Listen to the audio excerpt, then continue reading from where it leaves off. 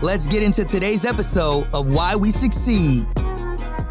What's going on? My name is Immanuel, and I want to welcome you guys to a new episode of Why We Succeed. Today, I am joined by a very, very special guest, none other than the one and only Veronia. What is going on with you? Hi, thank you so much for having me on here. Very excited. Oh man, I'm super excited. I am so honored to have found your YouTube channel. Like, the stuff that you are putting out, the content is so valuable. I love it because your transparency of taking us through every step of your journey, from getting out of debt, from being able to, start your business, the transparency of showing us your earnings. And then recently I just saw you put the video up about leaving the 9 to 5. So I love the way you just take us through the journey. You're like, yo, live this thing along with me. Yeah. It's been a really sort of interesting journey over the past, I think, year and a half since I started my channel. And I'm very transparent, I would say. I love to just share everything, basically. Yeah. And I'm curious, has that always been a quality of yours, or has it been something that you've developed since you started YouTube? I think it's definitely something I've developed. I think particularly when it came to money, it's something where I hadn't just come into money. We didn't necessarily talk about it in my family or anything like that. And when I was learning more about personal finances, I realized that it's a really taboo subject and not a lot of people were talking about money. Right. And I almost got to the point where I was like, well, if no one talks about money, well, then no wonder people can't make money, or they can't save money, or they can't do anything with their personal finances.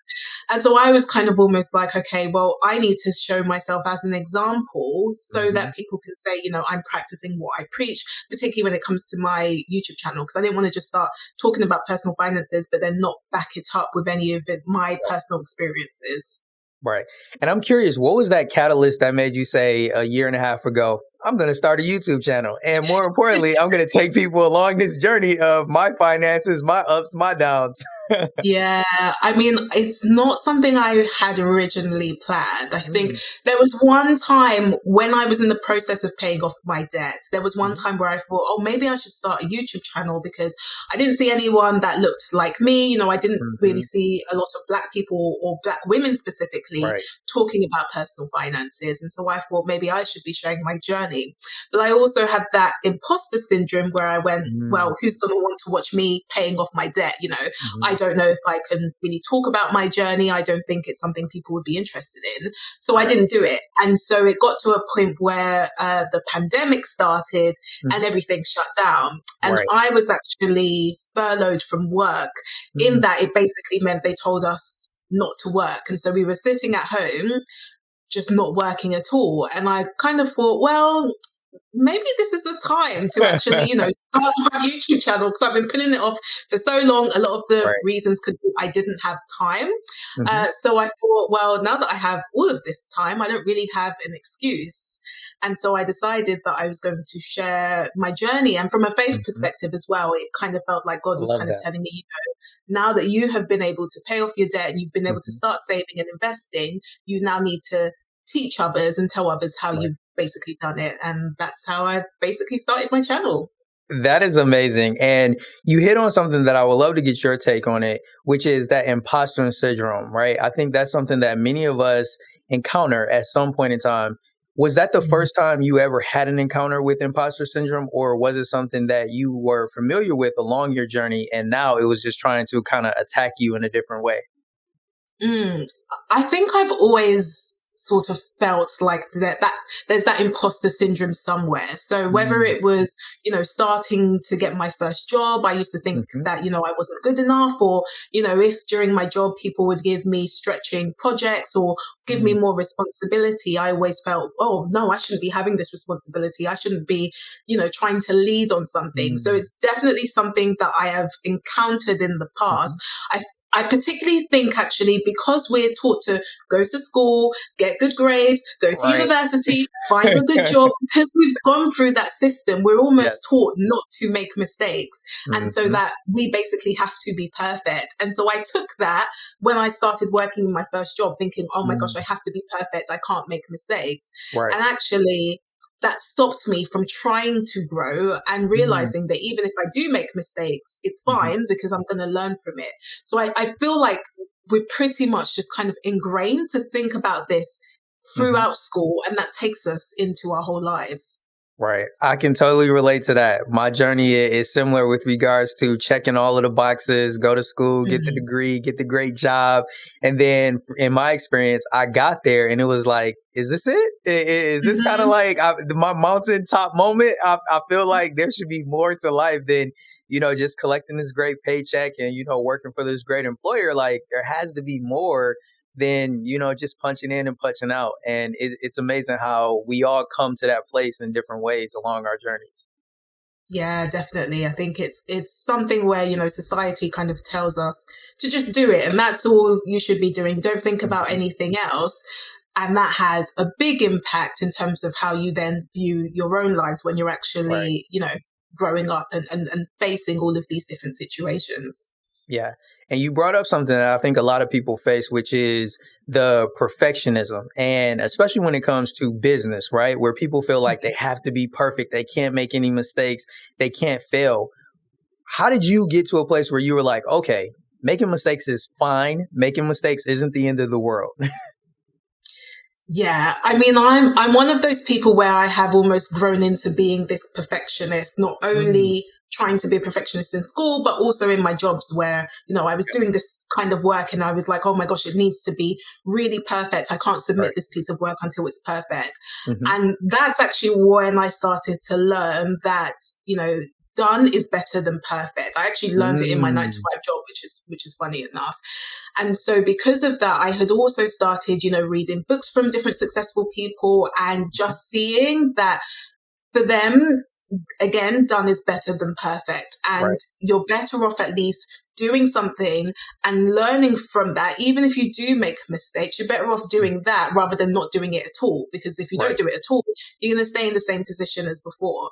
And Right. so I took that when I even started my YouTube channel, because Hmm. obviously a lot of people, they're scared to maybe go on things like YouTube because they think, oh, I'm not going to be perfect. I'm going to make so many Right. mistakes.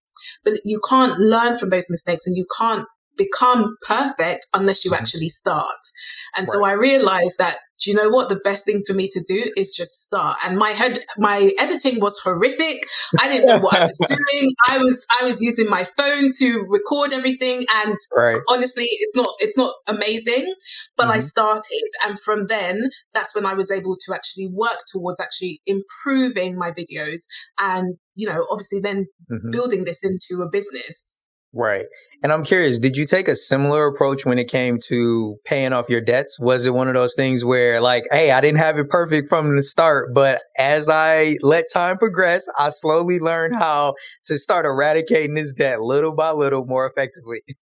Yeah, definitely. I think I made so many mistakes when it even Mm, just came to paying off my debts, even starting to save money. I made mhm, so many mistakes. And even on my channel, I talk about, the fact that it took me over 6 months for me to save like £1,000 or $1,000. Took me mhm, over 6 months because I made so many different mistakes. And the same mm, thing happened when I was trying to pay off my debt. I just mhm. made so many mistakes. But if I hadn't started and actually taken the first step to say, actually, I'm going to put a certain amount of money to Mhm. overpay on my debt, I Right. wouldn't have been able to pay it off. And so, because I made that first step, even though I made mistakes on the way, I Mhm. learned from it. And then I was able to actually, pay it off in a good amount of time Right. because I actually just took that first step. Mhm. And as someone who's had the opportunity to experience that and make your way on the other side of it, what would you say are some of the primary culprits that played a role in you either getting in debt or hindering you from getting out of it as quickly as you could have? Yeah. I think the biggest thing probably was both my mindset and Mm, then also the lack of education as well. Because right. again, we're taught to go to school, to go to university and get a good job to Right. earn money, but we're not Right. taught how to handle that money in the first place. And I think that's a Facts. rookie error that Mhm. we have all sort of gone through. And so my kind of thinking was when I went to work, I kind of Mhm. thought, I need to have the nice car, I need to be getting the nice things, I need to have the nice Mhm. clothes. And obviously then ended up using debt to finance that lifestyle because Mm, no one had taught me, what debt is actually for, and Right. how the majority of people use debt. Mm-hmm. And so because of that, I think that's probably what got me into debt, because it almost looks like it's normal. Most people Right. probably are in some form of debt. Right. And because it then looks normal, it feels like that's the thing that you should be doing. Mm-hmm. And so that you're then kind of conditioned to think actually being in debt is fine and it is Right. normal and it's just something that everyone does. And Yeah. so I think that's probably another reason why I kind of went into debt, but not really feeling like anything was wrong. Right. And then also, I guess, in terms of what maybe stopped me from making progress was almost like I didn't have the urgency because it felt like it was so normal. Right. And it kind of brings to mind people's spending habits, right? Because as you mentioned, mindset and education are the two things that help us to get out of these situations. And I think spending habits plays into that mindset where, like you mentioned, where we feel like we have to spend to either project a certain lifestyle or, as they say, keep up with the Joneses, kind of keep up with your peers and the things that they're doing, the things that they're purchasing. And in your experience, how challenging was it to change your spending habits and change your mindset ultimately? Yeah, it was probably one of the hardest things because I know that I am secretly a spender at heart. Whereas At least you know that, right? No, I know that. I'm going to admit that. Whereas Yeah. my partner at the time is my husband now. He was a saver at heart, Wow. and so he had all these savings, and Yeah. I was like living paycheck to paycheck for no absolute reason. And I think why it was difficult is because if you go on things like Instagram, you're seeing people going to Bali one part of the year, and then they're going to Hawaii the other year, and they're going on all of these holidays. They've got all of these nice cars, everyone's looking perfect, and you're kind of almost thinking, okay, like I should actually be doing that as well, not realizing that most people are probably using debt to go and finance that lifestyle in the first place. But you then feel like actually for you to keep up with everyone, like you say, like keeping up with the Joneses, you then need to also be having the nice car. And, for me, when I was at work, the car I was driving before, it was a car that I bought in cash before. It was like an old banger. It just was not nice. It wasn't great. And I started working and we had to drive to work. And then I just saw all of these people with nice cars. And I was like, no, I can't do it. I felt so embarrassed. And so I then said, I now need to go and get a new car that I can't afford, which I now need to finance because I wasn't able to, buy it in cash. And so, you see all of this going on around you. And so you almost want to keep up with everyone, but then you just find out it's just not sustainable. Right. And oh man, I can totally relate to having like the banger car, the beater, because that was my experience. Like when I first got my internship working at a public accounting firm, and ultimately that was the job that I took after graduating from college. I felt that same experience where, I'm all dressed up, I'm suited out, but then when everybody is coming out of work, I'm the one hopping into, this old 90s Jeep, and everybody else is hopping in new model cars. And I'm like, man, I look the part from my appearance, but then when I get out to the parking lot, everybody's like, oh, that's what he's driving. Like, and it's a stick. Like, it's not even automatic. Like, I mean, what's happening here? And, I feel like for me, the biggest embarrassment was I was fine with like just getting in my car and driving off at home and, being by myself. But man, it was one time when we started going out after work, and they were like, "Yo, we'll carpool over there," and it was like, "Yeah, we'll ride with Jay."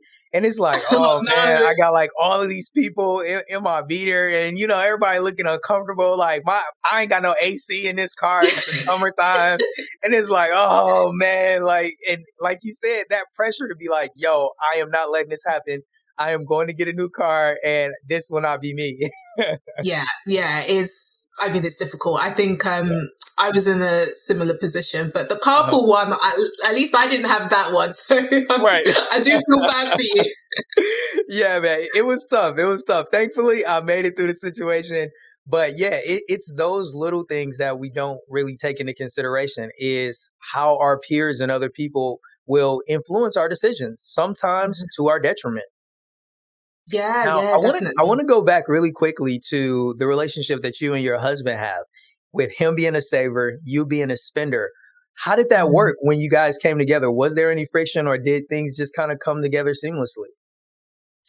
So there wasn't friction, and the reason being is because by the time I realized how bad I had dealt with my personal finances, I did not want to take the debt into my marriage. And so for me, I mean, we knew that we weren't going to get married probably for the next couple of years. Okay. And so at that point, when I realized how much debt I had and the fact that I didn't have any savings, I took it on myself to say that I am not going to take this debt on, because even though, even if we were married, he would have been happy for us to, bring our finances and start attacking the debt. Personally, for me, I just kind of felt like, well, this is my mistake at this point in time. I need to do all I can to try and pay it off as much as possible, so that by the time we get married, we don't really need to think about that. And I would say the only maybe little friction we had is the fact that when I was paying off my debt, I was obviously having a lot of sacrifices. And so rather than us sort of going out for dinner, for example, I would try and, cook at home, and we'd have, some food at home. And that's where we maybe have some date nights, because I needed to make those sacrifices so that I can attack my debt as quickly as possible. So I had to really be creative with that. But I think because I communicated that to him, and obviously he knew that I was actually working towards paying off my debt, I don't think he minded. I think it would have been very different if I said, oh no, I can't do date nights, but then I'm at the same time spending all of this money on clothes. Then obviously he would have been a bit, he would have said, well, what are you doing? But I think because he could see I was making the sacrifices, and I'd obviously told him, this is my goal, I think he was just happy for me to just sort of really plow into my debt and start making a difference. That's wonderful. Thank you so much for tuning in to today's episode of Why We Succeed. If you value relationships and believe they are the true key to success, be sure to subscribe. To watch this full discussion and gain access to exclusive content, join our Patreon today. The link is in the description. Thank you, and we'll catch you on the next episode.